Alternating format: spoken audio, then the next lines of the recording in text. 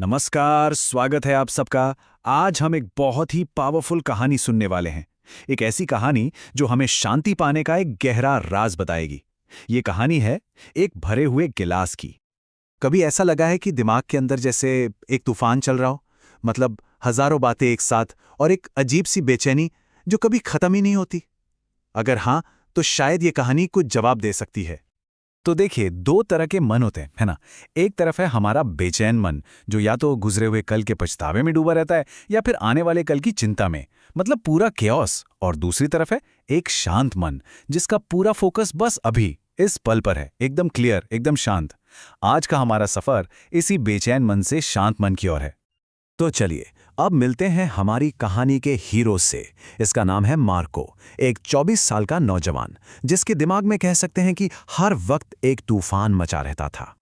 अब मार्को की हालत थी कैसी, जरा ये समझिए। उसका दिमाग हर वक्त, मतलब 24 घंटे ख्यालों से भरा रहता था, और इसी वजह से वो हमेशा थका थका और बेचैन सा महसूस करता था। अपने पास्ट को लेकर दुखी और फ्यूचर को लेकर डरा हुआ। हालत ये थी कि उसे ठीक से नींद तक नहीं आती थी, और मुस्कुराना तो जैसे वो भूल ही गया था। लेकिन एक दिन मार्को ने तय किया कि बस अब बहुत हुआ। उसने इस बेचैनी से बाहर निकलने का फैसला किया, और यहीं से शुरू हुई उसकी शांति की खोज, उसकी यात्रा। तो मार्को ने किसी से सुना एक बहुत ही बुद्धिमान बूढ़े आदमी के बारे में, जो पहाड़ियों में रहते थे। कहते हैं कि वो शहर के एक बहुत बड़े साइकोलॉजिस्ट हुआ करते थे, लेकिन फिर उन्होंने सब कुछ छोड़ दिया और प्रकृति के बीच एक सुकून भरी जिंदगी जीने लगे। और लोग कहते थे कि जो भी उनके पास जाता है, उसे मन की शांति का रास्ता मिल ही जाता है। ये सुनकर मार्को के मन में एक उम्मीद की किरण जागी। उसे लगा, शायद शायद यही वो इंसान है जो मुझे इस बेचैनी से निकाल सकते हैं, जो मुझे शांति का रास्ता दिखा सकते हैं। और बस इसी एक उम्मीद के सहारे वो निकल पड़ा एक लंबे और मुश्किल सफर पर। कई दिन लगे, बहुत थकावट हुई, लेकिन आखिरकार मार्को उस बुद्धिमान व्यक्ति तक पहुंच ही गया। अब उस ज्ञानी पुरुष ने मार्को को देखा और उसे एक बहुत ही सिंपल सा काम दिया। काम तो दिखने में बड़ा मामूली था, लेकिन उसका मकसद बहुत गहरा था। तो उस बुद्धिमान व्यक्ति ने क्या किया?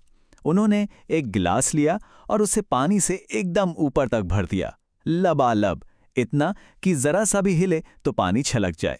फिर वो गिलास मार्को को देकर बोले, देखो, तुम्हें इस गिलास को लेकर गांव के उस आखिरी छोर तक जाना है, और शर्त यह है कि पानी की एक बूंद भी नीचे नहीं गिरनी चाहिए, और फिर वैसे ही वापस आना है।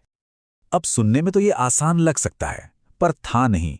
गांव का रास्ता एक तो बहुत तंग था, और ऊपर से भीड़ी भीड़। लोग चल रहे हैं, दौड़ रहे हैं, दुकानदार अपनी अपनी दुकान से आवाजें लगा रहे हैं, कुत्ते भौंक रहे हैं, मतलब हर तरफ से ध्यान भटकाने का पूरा इंतजाम था। और पता है मार्को ने क्या किया?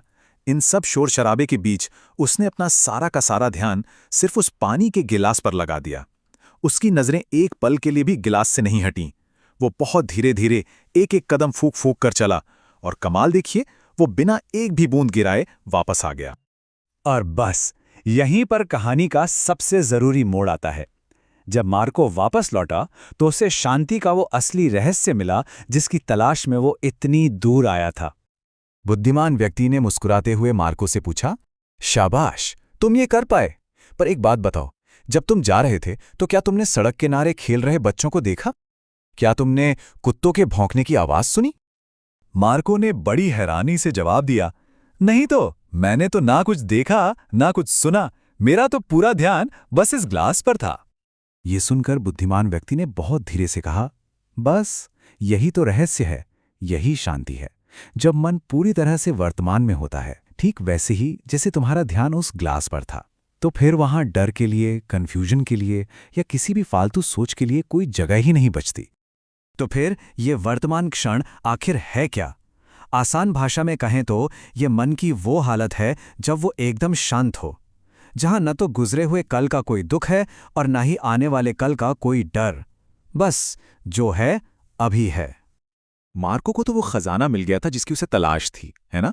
अब सवाल ये उठता है कि इस सीख को हम अपनी जिंदगी में कैसे उतार सकते हैं।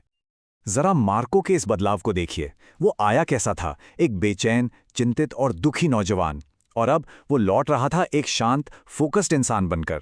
वो पूरी तरह से बदल गया था, क्योंकि उसे अपने मन को काबू करने का, उसे वर्तमान में रखने का राज पता चल गया था।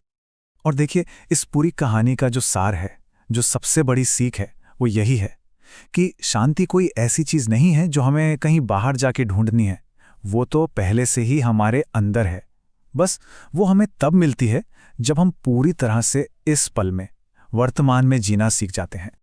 मार्को के लिए तो पानी का गिलास वो एक चीज बना जिसने उसे प्रेजेंट मोमेंट में रहना सिखा दिया। अब सोचने वाली बात यह है कि हमारी जिंदगी में वो पानी का गिलास क्या हो सकता है? ऐसी कौन सी चीज है जिस पर हम अपना पूरा ध्यान लगाकर अपने मन के इस तूफान को शांत कर सकते हैं? इस पे सोचिएगा जरूर।